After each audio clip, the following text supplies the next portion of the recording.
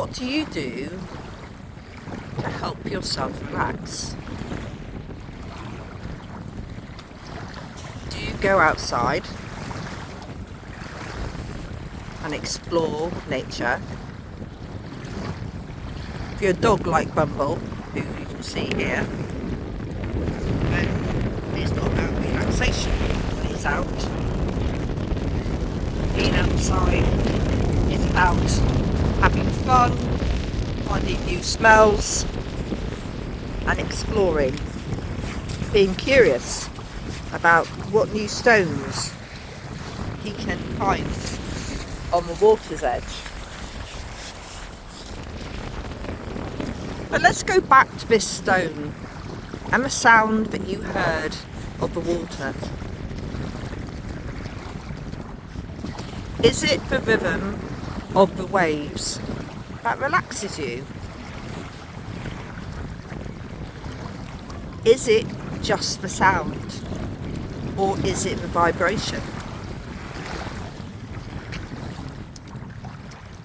If we're looking at the waves as well as hearing them, does it relax us more? What do you think? Please comment. It's another curiosity for me. See these little beaches? I've walked across a couple of these on my way over. They're fairly sandy, and I'm actually sat on one here. You can see there's actually like a small fine gravel, and there are a number of these. Can you see it? This is, I believe, a Canadian goose feather. Now, I have been looking for a Canadian goose feather for quite some months now, and it just so happened to appear today, which I thought was quite beneficial to me. It means I can finally make my bee brush, because the bees who are now becoming busy, and I mean the honeybees, on the warmer days, they often come into my van as I'm travelling around, and having a feather to lift them, to help them go outside, is far much more gentle than using a glass or a piece of paper. Today I'm actually curious about, am I going to wander around the whole lake? I didn't see anything that said this is how long it will take, although I have got most of the day before it gets dark to wander around with Bumble. But Bumble has to stay on the lead for a number of reasons. This belongs to Southwest Water, or Southwest Water Lakes, and no dogs off the lead here. So he's feeling a little bit rambunctious because he wants to be off the lead in the water and he wants to be digging. So there's a number of things that Bumble wants to do, but I'm currently stopping him from doing. So he's not the happiest dog in the world, and it often ends up with him tug, tug, tug, and the phone starts bobbing as I'm trying to record, which you may see the movement and wonder, what is she doing? Is it really windy? Was she walking along? Well, it is really windy here, and I'm not walking, I'm sat on a piece of granite at the moment on the shore side, but I am attached to a rambunctious dog. This was the lovely stone that I sat on for a while, and it was relatively dry, and this is my beautiful stuff, which is made out of alder. That's A-L-D-E-R, and alders like to be by the water, and that's something that Bumble and we like to be by the water, whether it's natural water or the sea water. And actually, I don't mean natural water, do I? I mean non-salt water. like lakes and rivers and streams and waterfalls, all that beautiful energy of the water moving. You'll find these granite outcrops all over Bodmin Moor, and Bodmin Moor is where we are today because we came to visit, you can see the cars over there, Cauldron, which is a maze. Now, I didn't video whilst I was in the maze because it's surprisingly busy in there today. One of the reasons that it's busy is because it was on the internet. So a number of newspapers covered the fact that Cauldron is open. It's a Cornish maze made out of Cornish hedging, but it's partial Cornish hedging, and there's some small trees in there, and they are looking for sponsors to help contribute towards the building and the supply of the stone. And you can have your mini plaque in there if you want to sponsor, or you could even put the name of your grandchildren or your children if you wanted to have a spot with their name on for history. Or you could have your company name, I guess. Because we as people do like to be remembered, don't we? Now this leads me on to another curiosity. I don't know if I've mentioned this before, but on a number of occasions when I'm out and about, I will meet people, strangers, and they share stories. And they tell me things about their current life. It might be they share a problem that they're experiencing, and it makes me wonder what it is that I might learn from what they're telling me on that particular day. So I'm going to tell you about one lovely man I met. Now, when I first saw this gentleman, he was walking around the roundabout crossing, and I thought, oh, he's a little bit unsteady on his feet, and I was quite worried about whether he was going to get across without falling over. He did have a stick, but he just wasn't walking upright. You know, that thing that we all take for granted, the ability to be able to stand on our feet and stay upright. Although I often find I struggle to stay upright because I've got this dog called Bumblebee with me who does like to pull. And I'm sure somebody one day is going to comment about the fact that I've got this bad-mannered dog attached to me, and what have I done about it? So just to interject here, Bumblebee has had numerous dog lessons and dog training, and he came out with certificates, you know, best in class, wonderful dog. He went up to the higher level and he graduated from dog training school. But what Bumblebee does, and I do actually sympathise with him, is on some days he is like the girl with a curl. When he's good, he's very, very good. But when he's not, he's rather naughty. And I think he enjoys being naughty. So, going back to John. I didn't mention his name, did I? So this man, he's called John, because he told me his name was John. And he was crossing the roundabout, and I was driving round the roundabout because I decided I was going to treat myself to a little trip to Costa. And in I went, bought my coffee, and then John appears, or the man who I'd seen crossing the roundabout. And I asked him, I said, I'm glad you made it safely. And he smiled and thanked me for my interjection.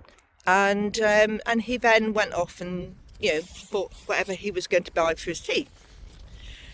So a little while later, he'd stood up and he was wandering around Costa a little bit. And I said, are you okay? And he said, I've lost my walking stick. So I thought I'd go and help.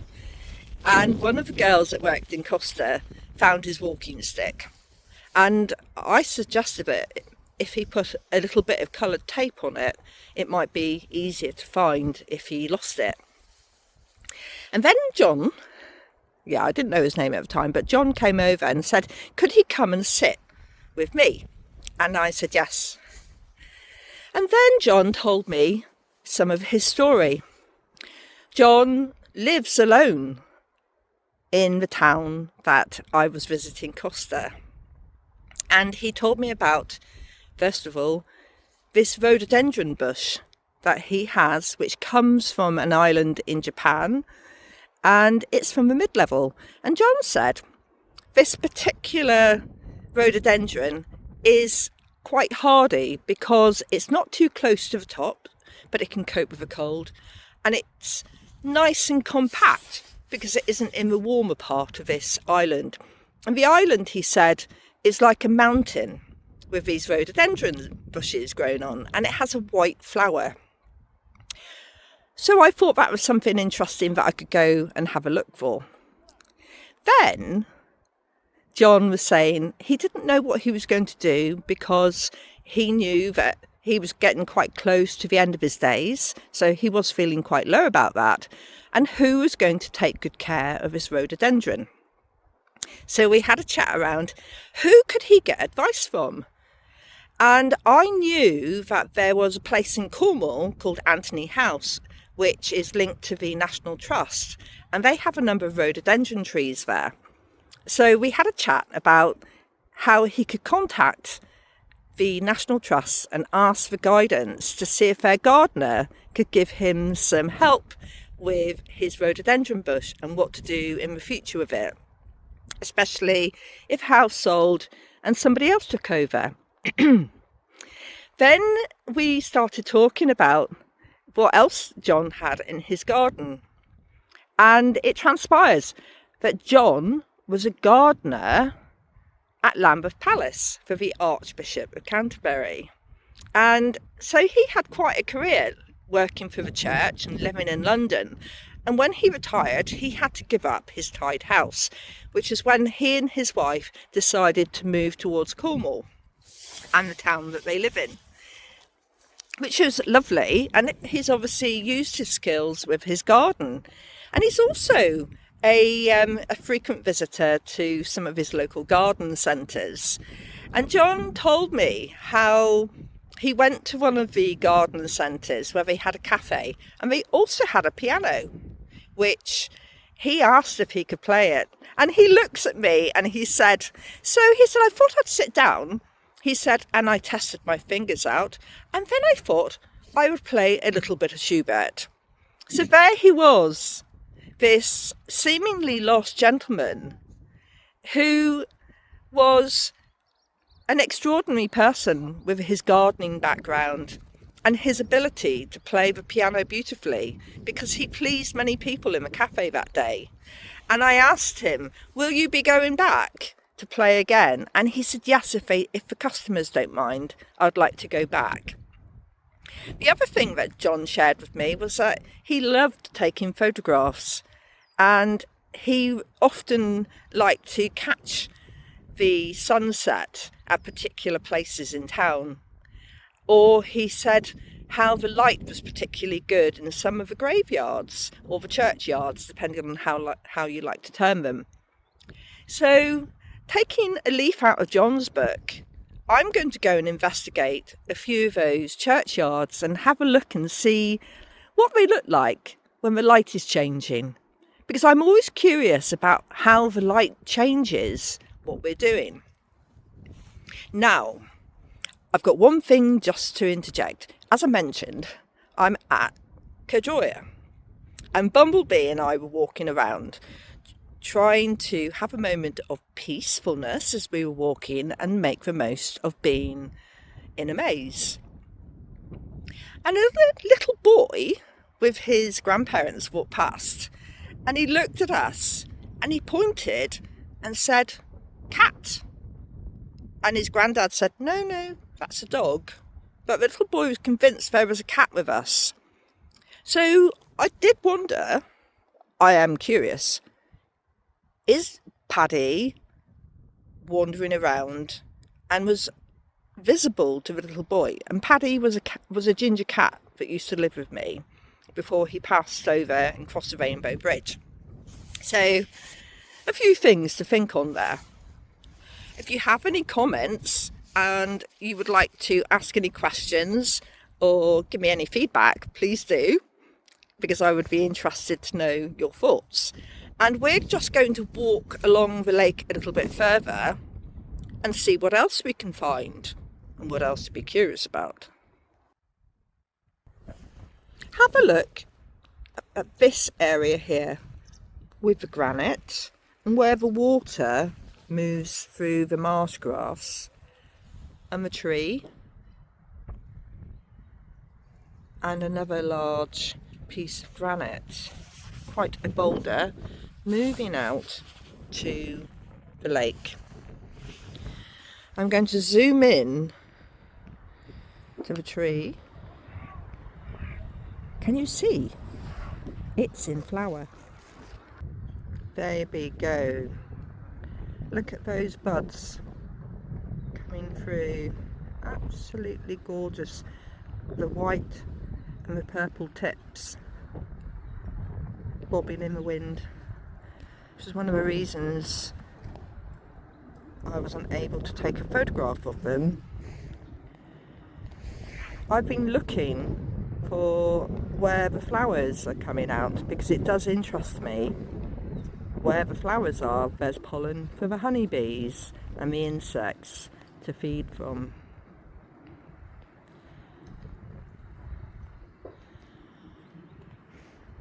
So this tree has got a bit of moss over it, and you can see I put Bumble over there because he was insistent on going after various holes and would not allow me to focus on the flowers. So let's have a look at this tree. So I'm going to put my hand behind it, and that allows me to focus in on the buds. Beautiful, aren't they? And this tree is on its own on this part of the hedge. And there's some moss hanging off there. Look at that. It's really quite soft. You could use all of these things in your natural herbalism. Look them up. One of the reasons I take a stick like my alder stick with me is because I do get curious and I wanted to walk across this area here, and the marsh grass would indicate that the ground's quite soft and you can see where the sheep have indented. So having a strong and sturdy stick allows you to walk across areas that maybe you might sink a little bit into, but it tests the ground. But I love how the hedges have different platforms. Sometimes it feels like nature's created all these curious paths for us to be able to walk around. Look at this. I'm going round the tree, and you could climb up and over the top. I just love the curious paths, the crooked paths that we can follow. And these are sometimes formed by water, sometimes they're created by animals, by fox or badgers, and we can follow in their footsteps, which is why Bumble gets quite excited because he can smell that they've been there before. Here's another curious find. Can you see what that is? So that is bone tucked away, and there's another bit of a leg bone there. So a poor sheep has at some point passed away here and then degraded and has been absorbed back into the earth. And look here, there's another bit of the sheep. And you sometimes see this in areas where they're a little bit more remote, and we can see the sheep's teeth. Let's have a closer look. Can you see that?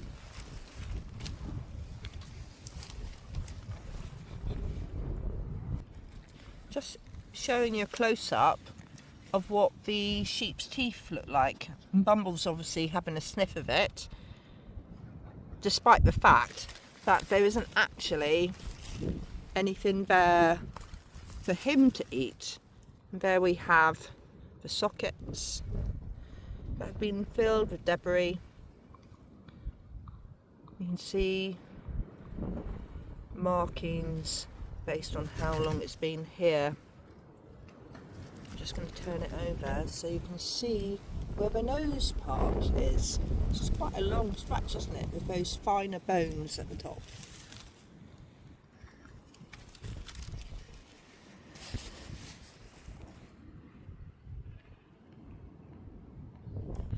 I've come over here because the gorse, the marsh grass and the hedges here have created their own maze.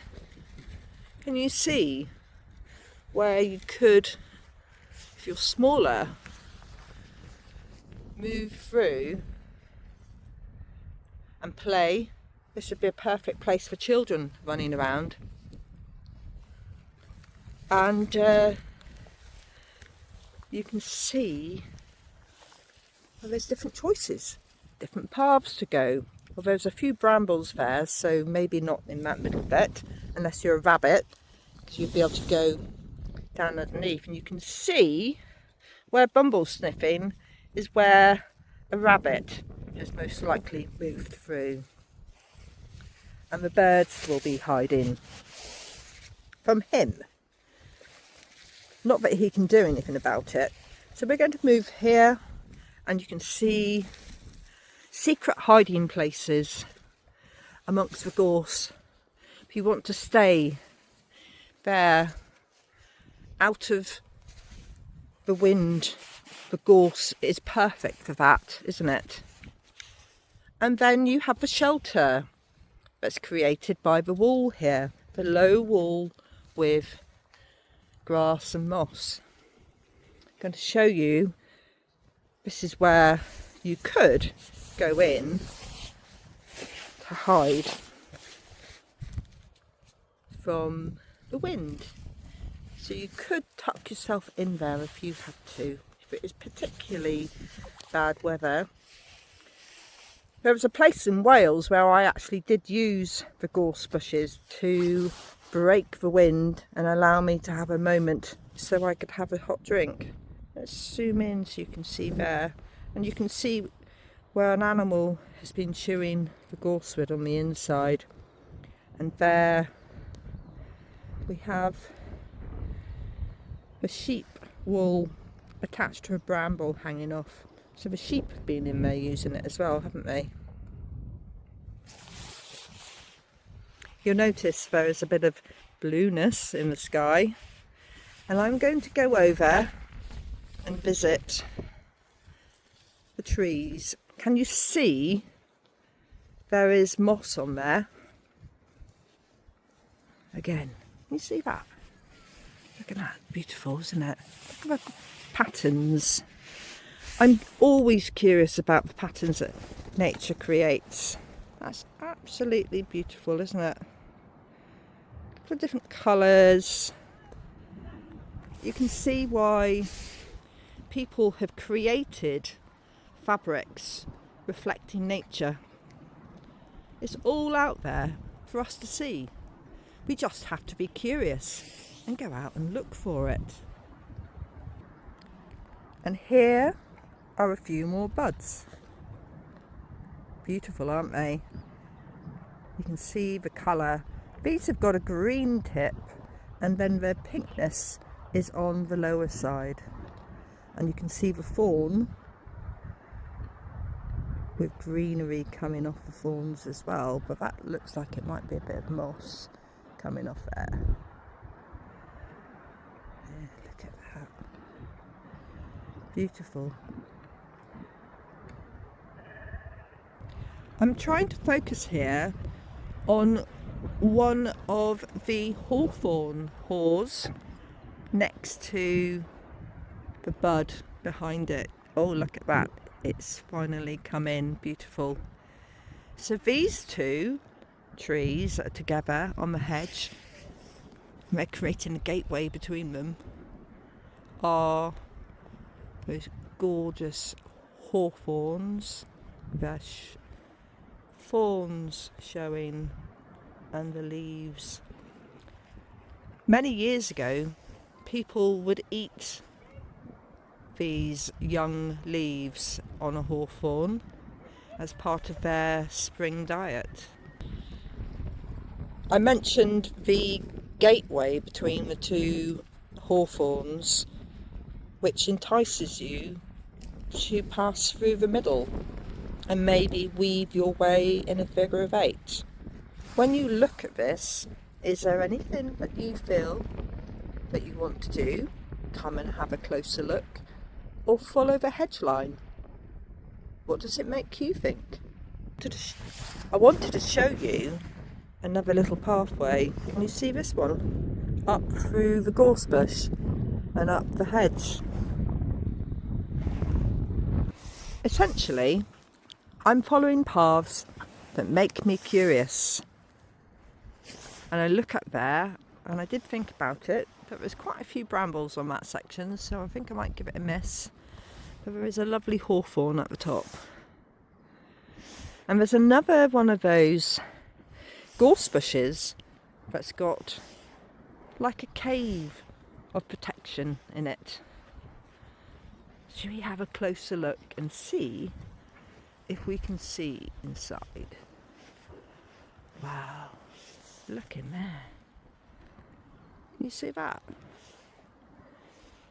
There's like a badger set there. Amazing. And then let's see if we can capture some of the beauty of those wonderful gorse flowers. Oh, look at those.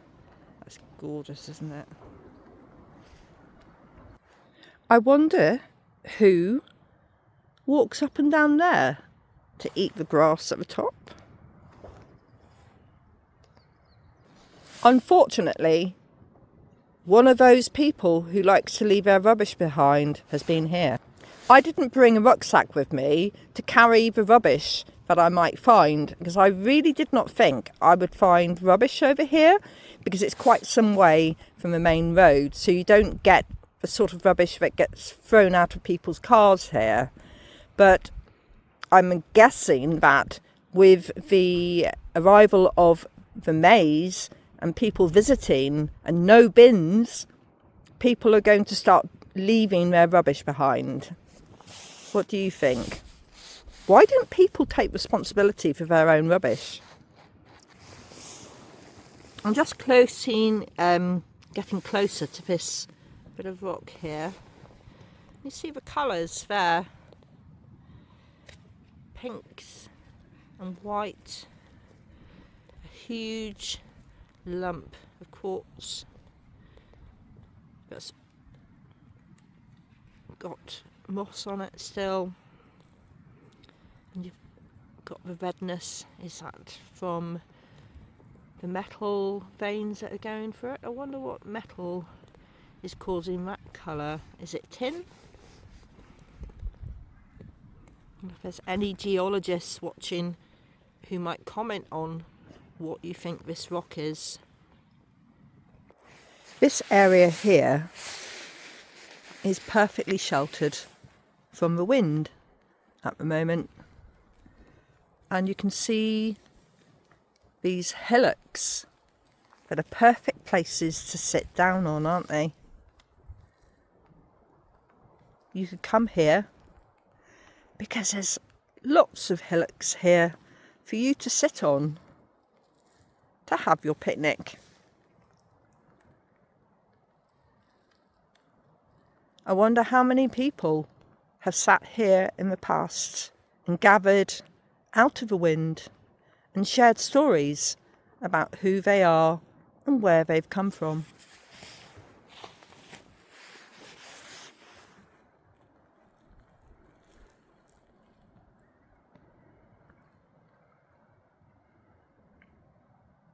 It's been a pleasure sharing a few curious thoughts with you, and I hope that you feel welcome when you're listening at the Cauldron of Curiosities.